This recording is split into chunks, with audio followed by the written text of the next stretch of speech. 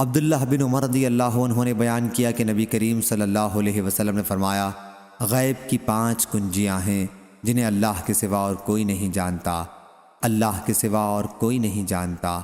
کہ رحم مادر میں کیا ہے، اللہ کے سوا اور کوئی نہیں جانتا۔ کہ کل کیا ہوگا، اللہ کے سوا اور کوئی نہیں جانتا۔ کہ بارش کب آئے گی، اللہ کے سوا اور کوئی نہیں جانتا۔ کہ کس جگہ کوئی مرے گا، اور اللہ کے سوا کوئی نہیں جانتا کہ قیامت کب قائم ہوگی۔ صحیح بخاری حدیث نمبر 7379۔